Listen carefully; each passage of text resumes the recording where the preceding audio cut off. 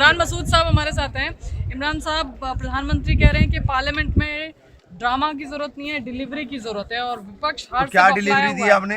क्या डिलीवरी दी आपने? हैं? आपने सांस लेना दूभर हो रहा है, आपने डिलीवरी दी है? हैं? आपसे 6 किलोमीटर के ऊपर बम ब्लास्ट हो रहा है, आपने ये डिलीवरी दी?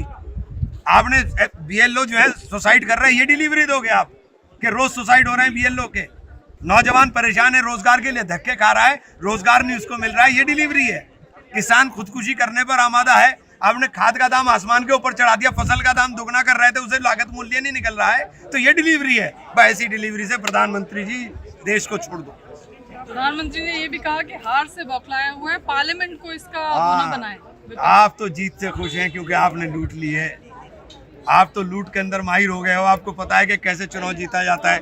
कुर्सियां आपकी सभा में खाली रहेंगी, आदमी आपकी सभाओं में नहीं आएंगे, चारों तरफ नारे राहुल गांधी के लगेंगे और जब रिजल्ट आएगा तो मोदी जिंदाबाद होता हुआ नजर आएगा। तो यही तो इसी पे चर्चा चाहते हैं कि लोकतंत्र को मत तबाह करो, मत बर्बाद करो लोकतंत्र को। एसआईआर को लेकर के सरकार का कहना है कि इलेक्शन कमीशन एक ऑटोनोमस बॉडी है, उसके कामकाज पर पार्लियामेंट से ऊपर कुछ नहीं है, पार्लियामेंट से ऊपर कुछ भी नहीं है। आपने क्यों उसको इतना सशक्त बना दिया कि उसके ऊपर कोई चेक बैलेंस वाली स्थिति ही नहीं रही? आपको क्या मिल रहा है कि एक संस्था को आप इतना कर दोगे वो निरंकुश हो जाए? निरंकुशता हमारे संविधान के अंदर नहीं है। तो क्या इसी तरह से एसआईआर पर इमरान साहब जारी रहेगा? हम तो आखिरी दम तक लड़ते रहेंगे भाई। लोकतंत्र बचाएंगे तो है, लोकतंत्र बचेगा तो सब बचेंगे।